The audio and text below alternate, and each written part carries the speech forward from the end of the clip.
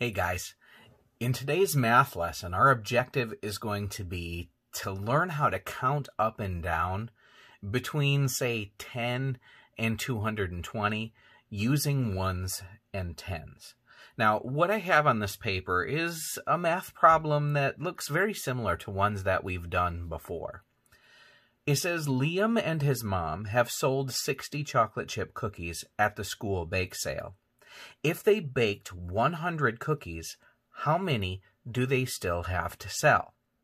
Now, if you remember the story problem that we did not too long ago that was just like this, you might be thinking of counting by tens in your head, and that is great. That shows that you've been paying attention.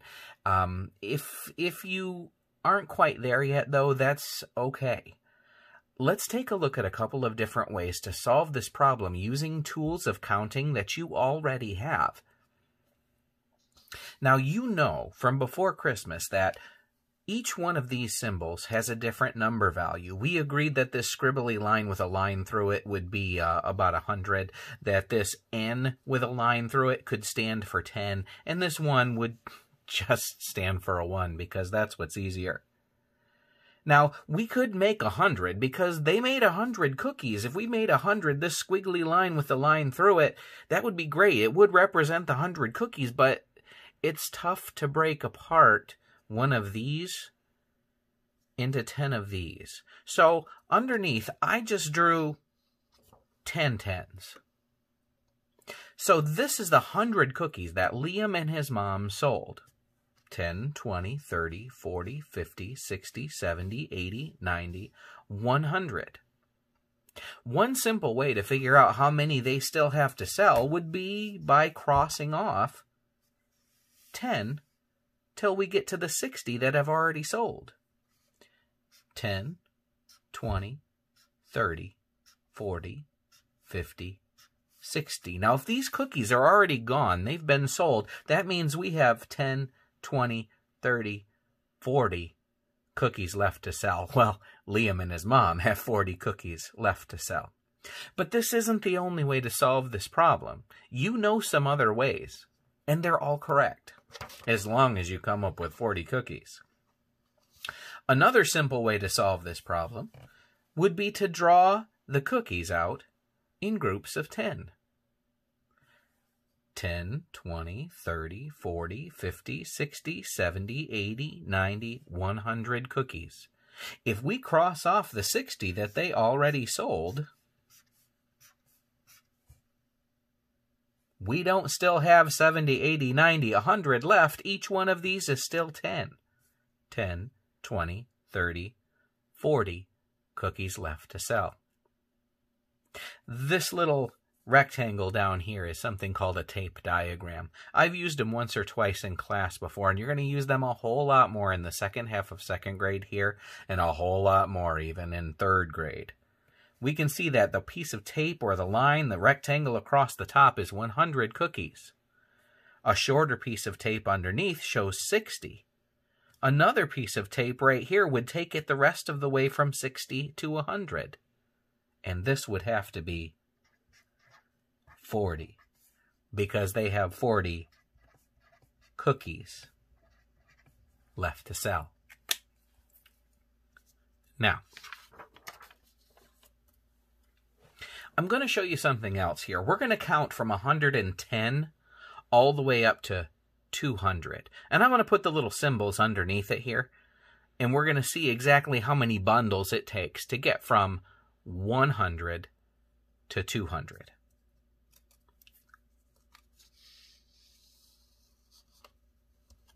Now, as you can see, I already drew our little bundles of 10 in here.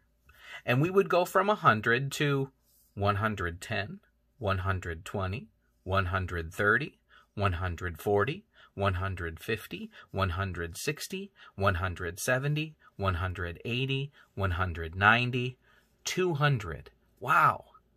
All the way up to 200, and we just counted by tens. But now we went from 100 to 200, so that doesn't mean that we have bundles adding up to 200. We still only have 1, 2, 3, 4, 5, 6, 7, 8, 9, 10. 10 bundles of 10. 10 bundles of 10 equals 100. 10, 20, 30, 40, 50, 60, 70, 80, 90, 100. Just because we've counted up to 200 doesn't mean that we have 200 here. If we start at a number that's higher than 0, we're just figuring out how many there are between the number we started at and the number that we stop. Now, there's a word that I want you to learn that we're going to use throughout the rest of this year, and math vocabulary is really important. So I need you to tell your brain that this word is important. The word is benchmark. We're going to talk a little bit about benchmark numbers. Now, one way to help you remember that benchmark numbers are important is to think about what a bench is. A bench is a place to sit. It's comfortable. It's a good place to chill out. We have numbers that are kind of like benches. Usually, if a number ends in a 0, sometimes if it ends in a 5, it's a good benchmark number. It means that you can stop there and sort of gather your wits before you move on to the next number. So we're going to use benchmark numbers in the next couple of problems. For example, I would like to count from 100 to 124, and I'm going to use those symbols that we decided are good symbols for counting. Let me switch to a different colored marker here so it pops a little bit more. Now, if I've already got 100, and I want to go up to 124, 100 is already a nice, comfortable benchmark number. It's easy to remember, and it ends in a big fat 0. Now, if I want to go up to 124, I'm going to start using my symbols, and I'm going to use the biggest one that I can that's still going to fit. Now, if I have 100 and I'm going to 124, putting in a 100 is not going to get me where I want to go. It's going to take me all the way up to 200, and that's too far. So maybe let's go down to tens. Here's 100, 110, 120. Now, if I use another 10 here, it's going to take me up to 130, and that's too far. So I guess it's time to switch to ones. If I'm now at 120, 121, 122, 123, 124. I did it. I made it to 124. So how many did I use?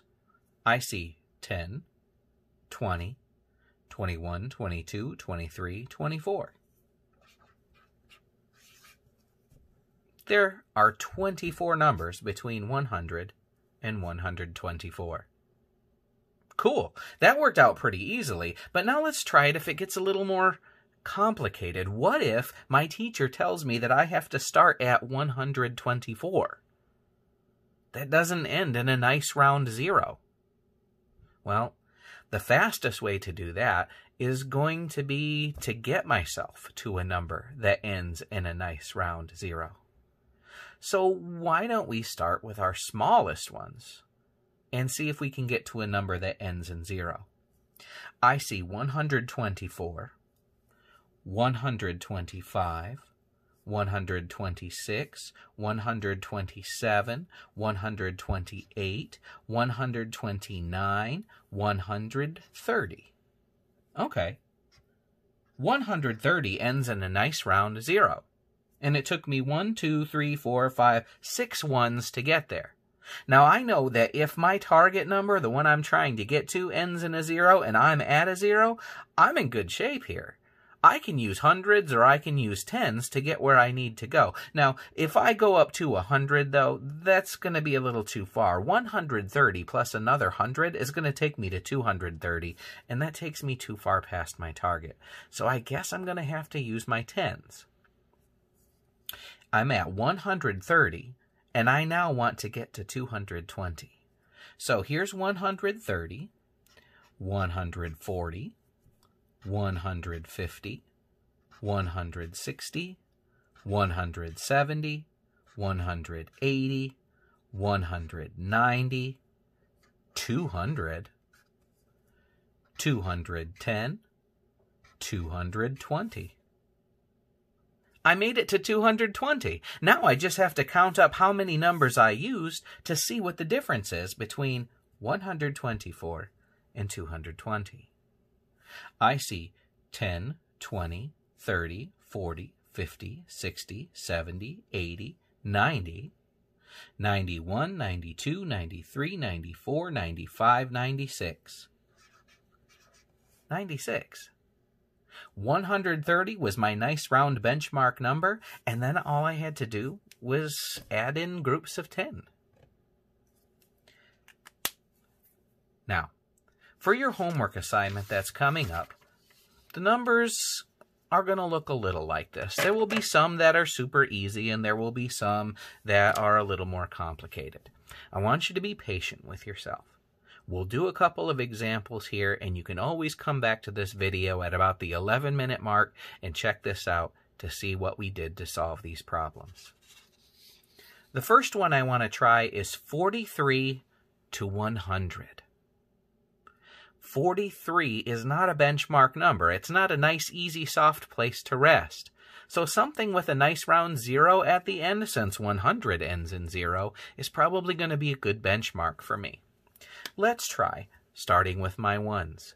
43, 44, 45, 46, 47, 48, 49, 50. Cool. I'm going to put a 50 here to remember that's where I'm resting on the benchmark. Now I'm going to start adding my groups of 10. I'm at 50, so here's 60, 70, 80, 90, 100. I have 10, 20, 30, 40, 50, 51, 52, 53, 54, 55, 56, 57. 57 is the answer. Next one. 100 to 200. Remember when I said some of these were going to be really easy? Look, they both end in nice big round zeros. 100 to 200. Couldn't I just do one of these? 100 plus 100 is 200. If I wanted, I could use tens, but that's a lot more work. 10 tens would take me to 200. But it doesn't matter, because the answer is still going to be 100. Ooh, 76 to 200. Now Mr. Follett's definitely going to have me going higher than 100. All right, I want to get to my nice round benchmark number. I can see that this one ends in a 0, so I should probably go to a nice benchmark that ends in a 0. 76, 77, 78, 79, 80. All right, let me write my 80 under here so I know that that's my benchmark. There's my 80. All right, 80, 90, 100. Now wait a second, I'm going up to 200. So if this took me to 100, that's a nice, another comfortable benchmark. I'm going to stop right there at 100, because now all I need is another 100. That's going to take me up to 200. So if I count these up, I can see 100, 110, 120, 121, 122, 123, 124. 124. Now, you won't see a whole lot of problems that look exactly like that, but you might see some. So be patient with yourself, and don't be afraid to ask for help. Finally, I have one more down here. I did see one of these in the practice work that's coming up. And I wanted to talk to you about how numbers that end in 5 can sort of be nice round benchmark numbers too. If we're at 95, and we see that the number that we're counting up to ends in a 5 too, it might be easiest just to leave it there at the 5 at the end. We know how to count by 5s. You guys have been counting by 5s since first grade. 5, 10, 15, 20, 25, 30, 35, 40. It's a fun way to count. It has a nice rhythm. If we're at 95 and we need to get to up to 215, we can still add 10s here and count by numbers that have 5s at the end. If I have 95 and I add 10 to it, that's going to take me up to 105. If I add 10 more to this, 105 plus 10 is going to take me up to 115. Now, if I'm at 115 and I want to get up to 215, wouldn't it make sense just to add another 100 here? And that would take me up to 215. I have 100, 110, 120. The answer is 120. There are other ways to do that one, for sure. You could go up to a nice round number with a 0 at the end. You could go up to 100 by making 5 ones. Then you could count up to 210 and add another 5 ones. But this way is so much faster. And after you get a little practice, I think you'll agree that it's easier. All right, guys, if you need to go back and take a look at this video, go ahead and back it up. Remember, we started doing this page at around the 11-minute mark. So you can go back and see just this part again if you want to. Go back even further if you need to. Good luck with your math. I'll talk to you more about it later. See ya.